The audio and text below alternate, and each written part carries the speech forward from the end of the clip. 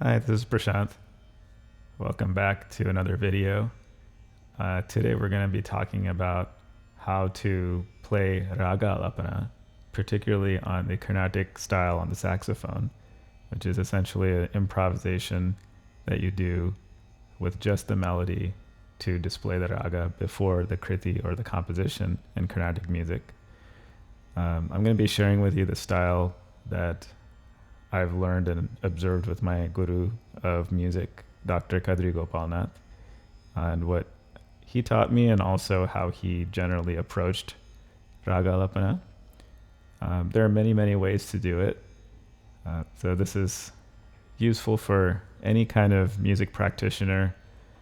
It'll be a good review for my students and anyone who's just kind of following this style of playing. Hope it's beneficial for you. So first we'll talk about a few different types of Raga Alapana that you're going to come across. The first one is the sketch, which is a short Raga Alapana that will be probably less than a minute, and followed by a medium length Raga Alapana that can be anywhere from a minute to maybe 5 minutes. And then the longer one, which would be above 5 minutes all the way to maybe 15 minutes. I'm not going to go into the extremely long ones that you might see in 1-2 hour pieces in this video. So if you master and understand the general flow of how the raga goes in the sketch, medium or medium short to medium long and long, you'll really get a good sense of how to improvise a raga and what makes up the structure of it. It's still going to be very spontaneous. Raga Alapana is an improvisational form, but it's good to have a little bit of structure to give a place for your improvisations to flow, and for people to easily listen to it and kind of understand it. So that's why the structure is really helpful. The different forms have different kind of goals, you could say, or different functions. So in the sketch Raga Alapana, you basically want to give an overview of the raga very briefly with its defining characteristics. So here's an example. You could do this in any ragam, but if you want to start out with a piece of the ragam that's very identifiable and easy to catch, so people can know right away what ragam it is you're singing. So let's say I'm playing Bilahari ragam.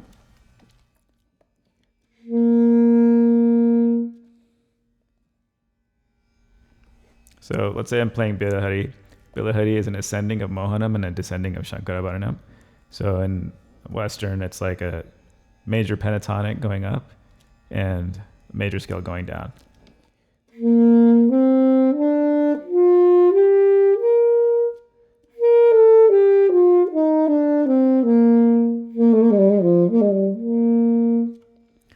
So to show that specialty of the raga, you want to play something that's uniquely identifiable. So if I was playing a sketch in this raga, I might play something like this.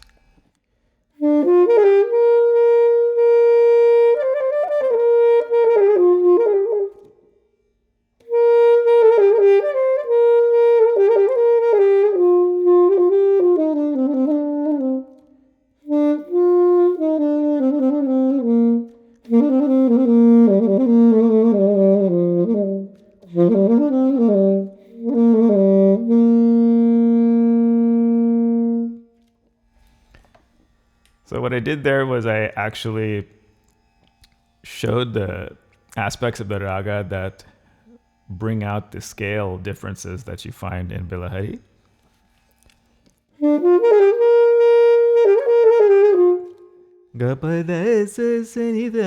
So that shows right away that it's most likely Bilahari. And then a phrase that's unique to this raga.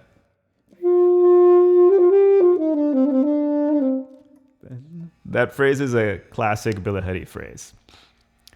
There are many more, but this is just a brief example. So that's one way you can do the sketch raga, and you can see I kept it very brief. So again, you want to have identifiable phrases if there are any.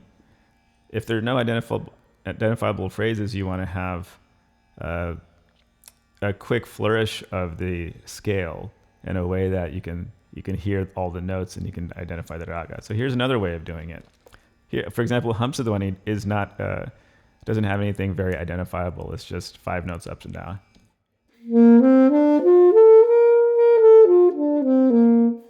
So if I were doing a sketch for this, I might do a more flourished approach.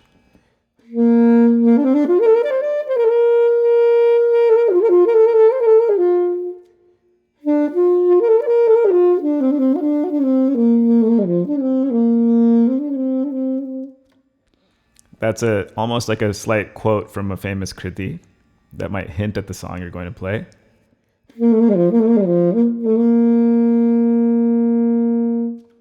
That's it. It's a simple sketch.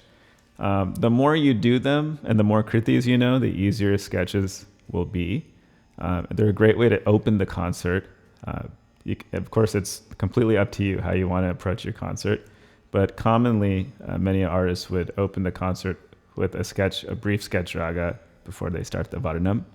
It's also great for your second song, which is usually a Ganesha composition, and you could do a sketch for that. Now next, let's talk about the medium length raga alapana. So this one is going to be a little bit more you can explore more the raga in this one. A little bit more freedom and improvisation, but a little bit more structure as well. So there's an important point that you want to include in the longer raga alapanas, and that's what I like to call anchor notes, which is you need to have a note that's a strong note in the raga. I'm not using the Carnatic music vocabulary just to keep things simple, because I think people from any style of music can absorb some of these ideas and use it in their own playing. So an anchor note is a note that is strong in the raga. That means you can hang on it. That's basically what it means. It's like a little pull-out bar that you can, monkey bars, you can hang on them. They won't be weak. Every raga has strong notes, and sometimes there'll be strong notes and weak notes, meaning it's more of a passing tone. It's not a note that you want to hang on. From the anchor note, you can actually use that like your magnetic field and keep improvising around that note and coming back to that note. You want to do maybe 1, possibly 2 anchor notes in a medium length raga alapana. You don't want to do too many, because then the raga it'll go into a longer length one. Now in these ones, this is where Kadri sir, my teacher's style, comes into play. Many in the vocal style, because of the range of the vocal, will automatically go to a higher octave in the raga alapana, because that's kind of the way the voice functions. That works better. Now on the saxophone, my teacher, and something which I enjoy doing as well, would start in the lower octave to improvise, and then build up into the higher octave. So I'm going to demonstrate with a very beautiful raga that's also very well suited to the saxophone, called Kalyanavasantham. Kalyanavasantham has sa. It starts off with your 1, a minor 3rd, 4, flat 6, major 7. So sa, ga 2, ma 1, da 1, ni 3.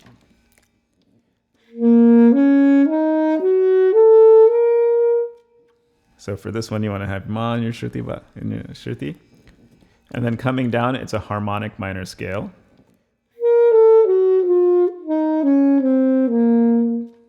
Okay. Now the strongest note in this raga is sa and ma. Ga has a little bit of strength in it, and after that, the next strong notes would be ni and da. Ri and pa are generally passing tones. So when you're doing a raga like this, you want to start in the lower octave. Kalyanavasantham has a beautiful feel in the lower octave. So, for example,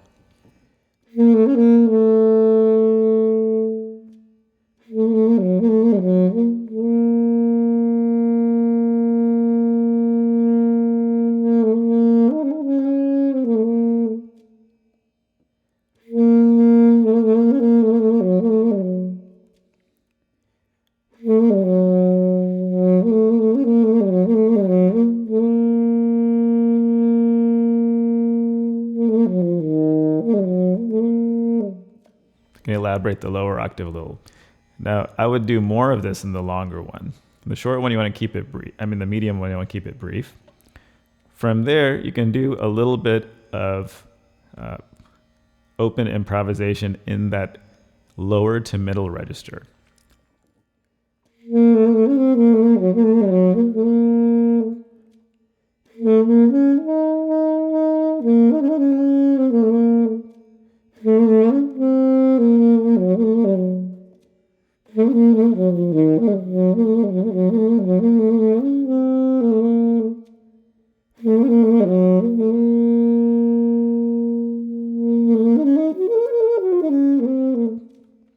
Okay, so that little flourish at the end there is optional, but generally I stayed in that middle range. Now from here you can move to an anchor note. I'm going to use Ma.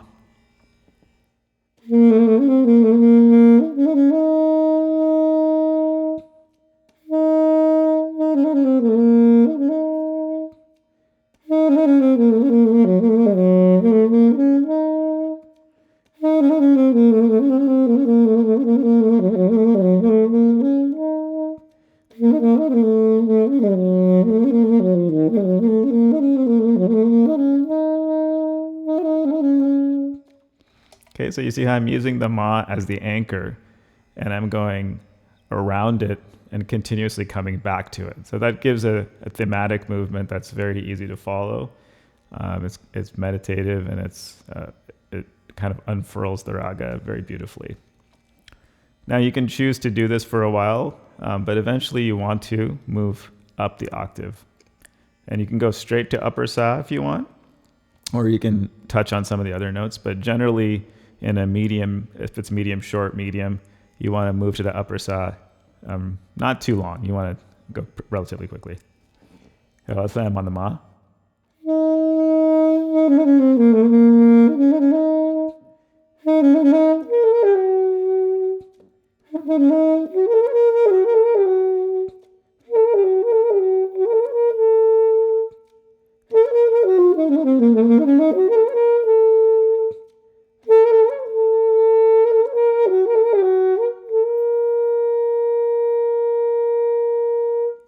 Now that sa will be your kind of like a milestone in the raga. Now you've reached the upper octave. So you want to generally hold on that sa for a little bit. This is about halfway or more through the Raga Alapana. And you notice I might have touched the ni for a little bit, so that it's like a micro usage of an anchor note there. I just did a little elaboration with the ni, and then I went to the upper sa. Now once in your upper sa, this is your next anchor note. You can choose sa, or you can choose a higher note to be your upper octave anchor, and then you can improvise from there.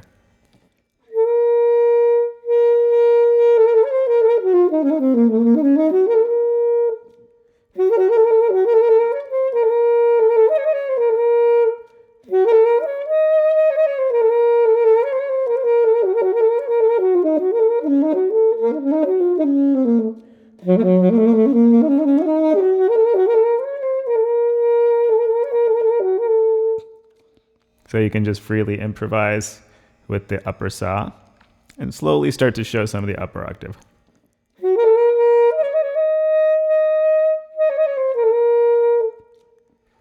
If you want, you can even show the further reaches of the upper octave going to your higher pa, higher da.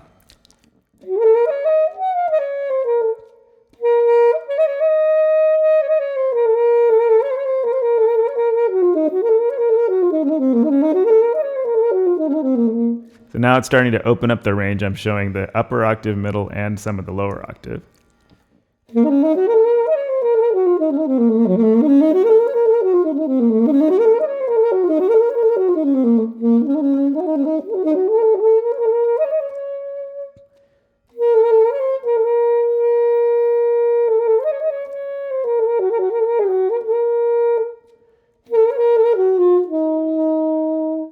Okay, so that's my first hint that I'm going to start to wrap up. I'm starting to bring it back down.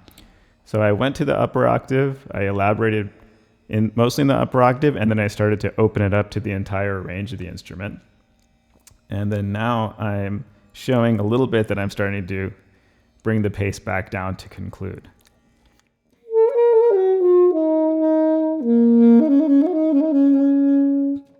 Now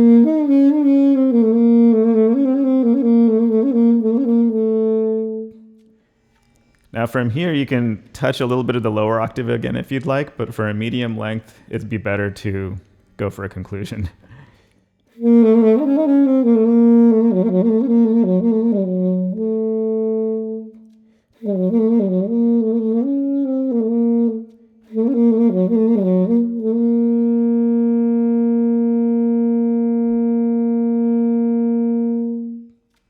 Okay, so that's a medium length. Now for the longer length Raga Alapana, you're going to do pretty much the same as the medium length, but you're going to add a few more pieces to it. One is you're going to take more time in every section, just more leisurely elaborating every section. Second, you can use more anchor notes to elaborate. So instead of just having maybe one or two, you can have multiple, and you can shift between them and take more time and more leisure with that. Then you can take much more time in the upper octave. Also the cadres, the gaps. So when you're holding the notes, you can take more free time holding the notes and enjoying the nada and enjoying the sound of holding those long notes because you have more time. Again, when you get to the upper octave, continue to improvise, just like we did in medium. You can use multiple anchor notes in the upper octave if you like.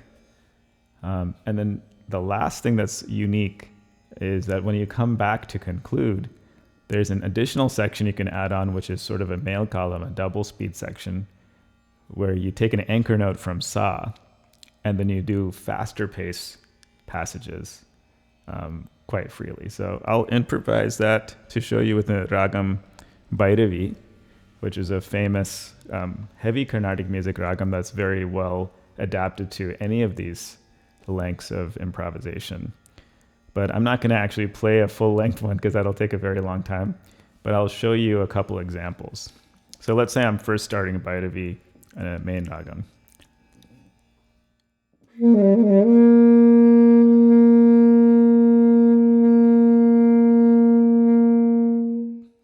Now here you have a couple options. You can start with just a naturally flowing Raga Alapana, using whatever comes out naturally from your knowledge of Bhairavi.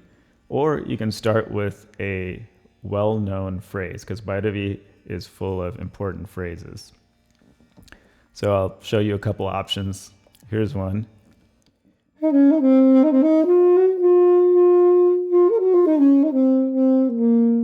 So right away you're showing that you're playing Bhairavi. So even though it's a big main ragam, which is a long one, you can start out with an identifiable phrase if you like. Some artists prefer to start with phrasing that's more not necessarily so identifiable, so it gives some room in the imagination for the audience to listen and let the raga kind of reveal itself as it's unfurled through the Raga Alapana. So that's up to you.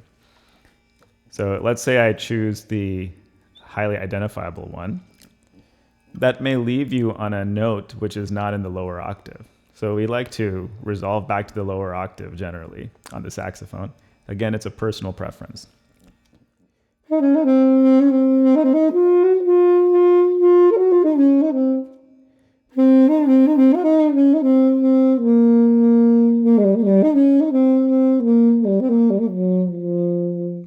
So by doing this movement, I was able to bring it down to the lower octave. Here's another opening phrase.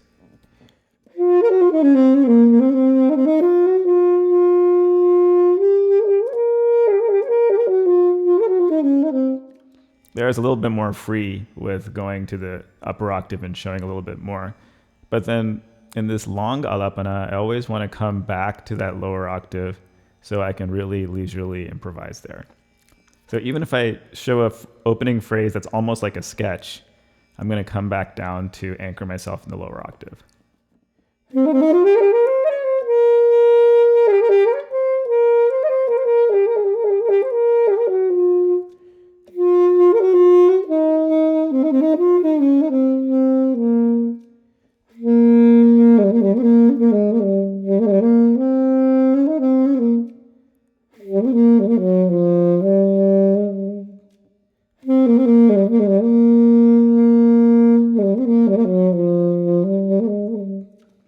This is another way of opening a long raga. You can do like a micro sketch and then go into your longer.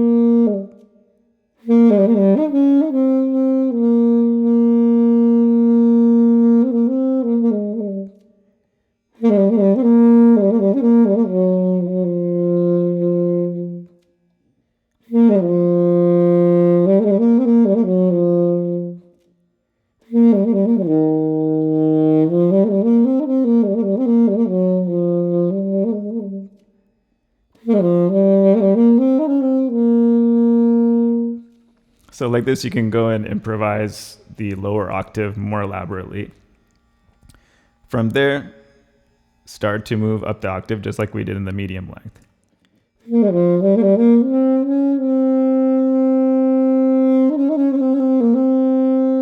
So I've picked Re as my first anchor note.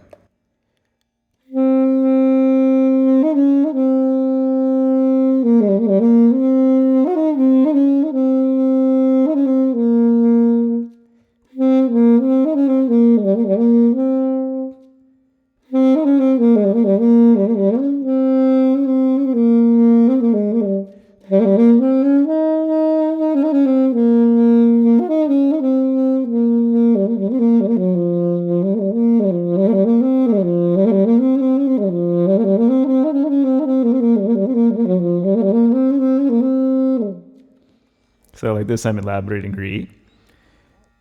And the next strong note, I mean, Ma is actually relatively strong in Bhairavi, but the next strong note, probably the strongest note, some would argue that Pa is even stronger than Sa in Bhairavi in some ways. But that's just, again, a preference thing, and it's debatable, but whatever you feel at that moment. So if you go to Pa,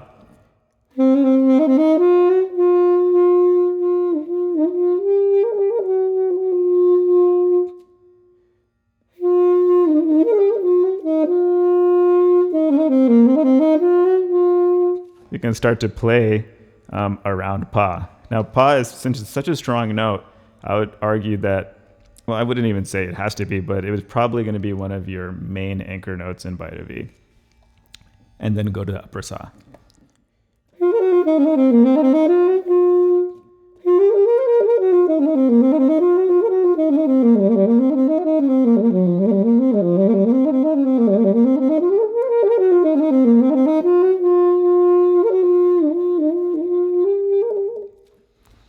Okay, so you can play like that with Ba, again, moving up the scale now.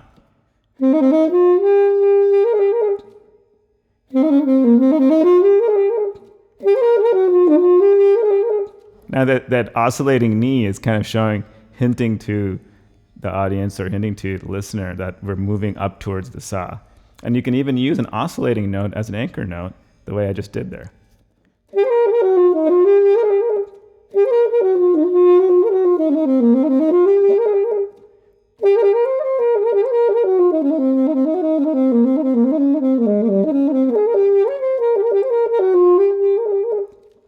Okay, so improvising freely around it, then going up to the upper Sa.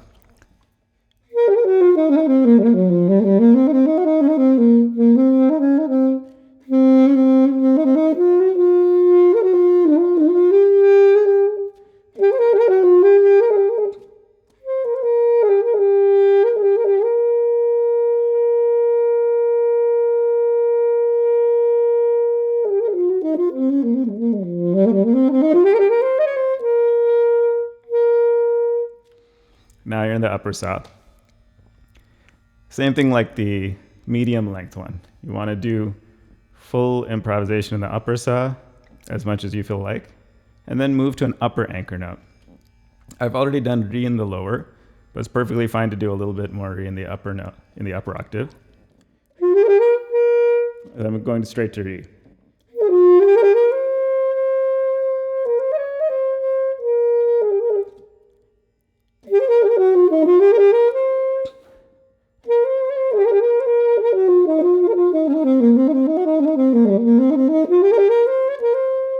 And you can notice I'm starting to use some faster phrases, more double speed phrases.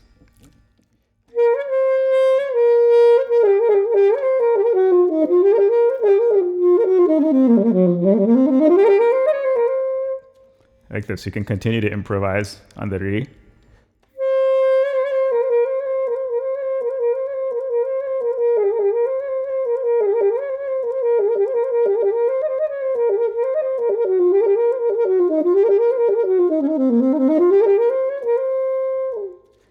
So now there's more opportunity to do more subtle kind of improvisations that highlight some of the beauties in the upper octave.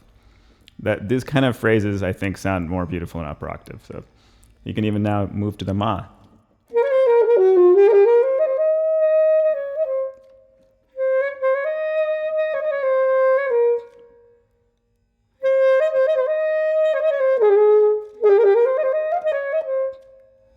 Now from here, you have a choice to come back to sa, or you can show more of the upper octave.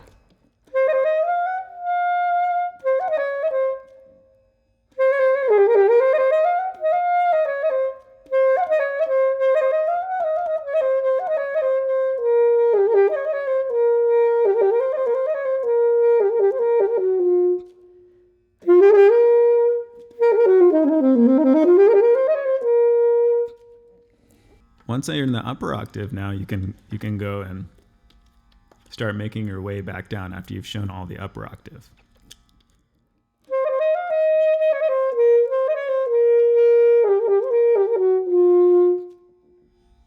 Now start to bring your descent.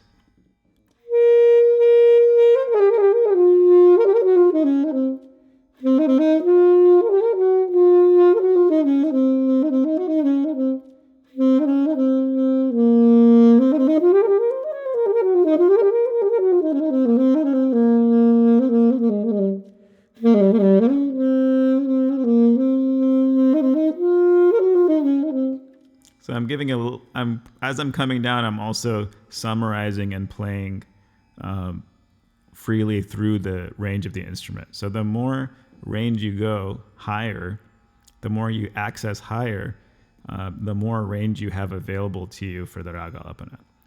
So it's like you're revealing more and more that's available, and then you can use that additional range.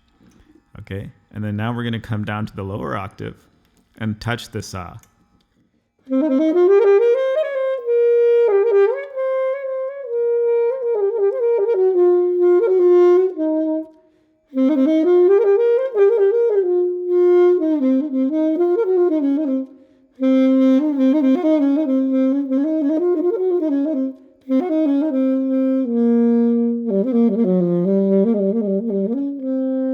Now, as you come to the sa, in the long Raga Alapana, you have an option to do melkalam improvisations, and the anchor note is usually the lower sa.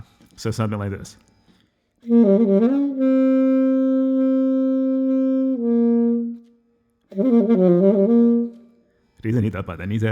And then if you're having a violinist, they will follow you. So it picks up that pace.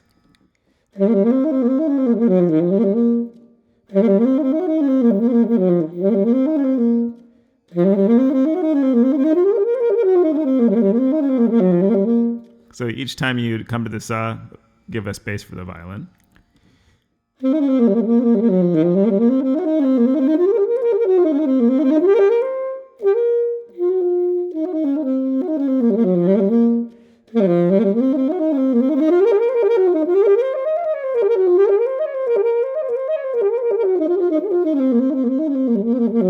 So here you can show some of the melkalam fast phrases.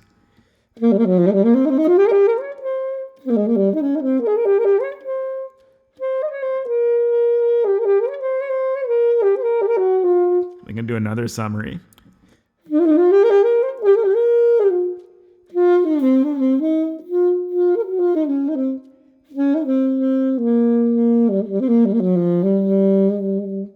Now in the longer, it sounds like I'm about to conclude the raga, right? Now in the longer one, you have the option to extend it more by kind of resting there in that lower octave and playing a little bit more.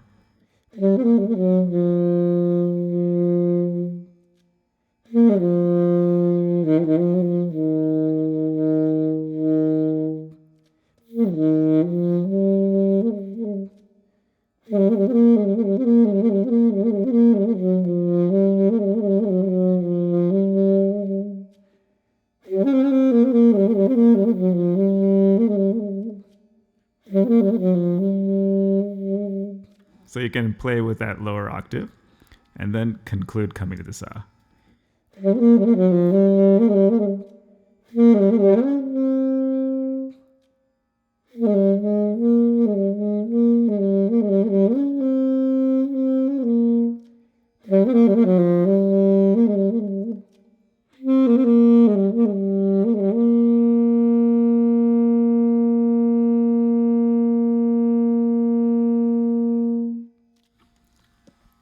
And then conclude with something like that.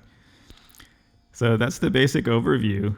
So today, just to go over, we went over how to play 3 general lengths of Raga Alapana. The sketch, where you bring in a quick raga improvisation that's a minute or less usually, and incorporates a phrase or two that's very identifiable that shows what raga you're playing. Or if you're playing a raga that doesn't have sketch, those kind of phrases, just showing the range of the notes that are in the raga. Second, we did a medium Raga Alapana, medium that can be medium short, medium long.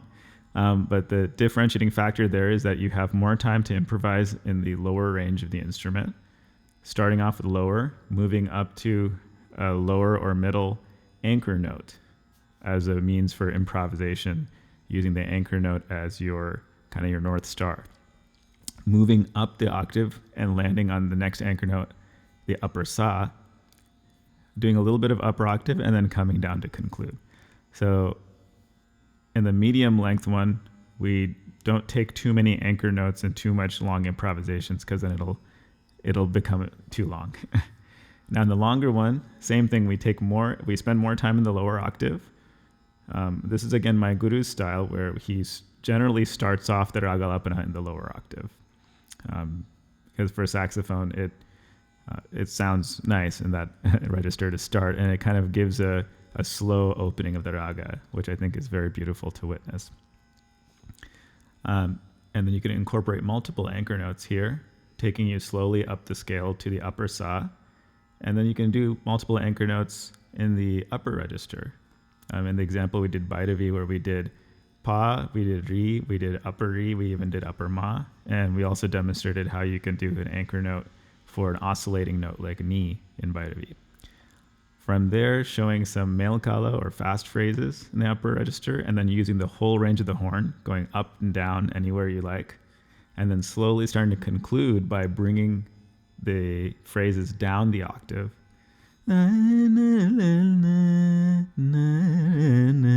So coming down, and then when you reach the sa, you have the option, it's not required, but you have the option in the longer alapana to do melkalam or fast anchor note phrases, which we demonstrated. Finally coming to the lower octave for a recap of that lower octave and a more arresting to bring a nice conclusion to the Raga Alapana. So you can see there's an arc and a development that's structured, but you have a lot of freedom within that structure to play whatever comes naturally to you. So this is a good starting point for Raga Alapana. A lot of it, of course, can be modified and based on the moment, what's coming out to you at the moment. But when you're first learning, you want to start and incorporate these structures, and then you can sort of transcend them based on what you're hearing and what you're feeling as you play. Okay, so it's really more a vehicle to enable you to express. It's not meant to be a structure that holds you down or prevents expression. So you start off with this kind of like a blueprint, and then you can always, from what you've heard from great masters and what inspirations you're getting when you practice, you can, of course, do different things as well. All right, hope this is helpful for you. If you found this useful, please do subscribe to the channel, and feel free to send me a message on my website, prashantmusic.com, if you have any questions about your practice. And continue to use this music as a way for you to go deeper and deeper within yourself and experience more and more peace and freedom within, that you can then take out to your day-to-day life and enjoy more and more. I think that's the special gift of music that I continuously talk and remind about, is that the gift is in inner gift that then spills outward and fills the entire field of experience with your own nature, which is peace and silence. Of course, there's many ways you can describe it. So again, thank you for watching. If you have any questions or suggestions, feel free to contact me. Have a great day.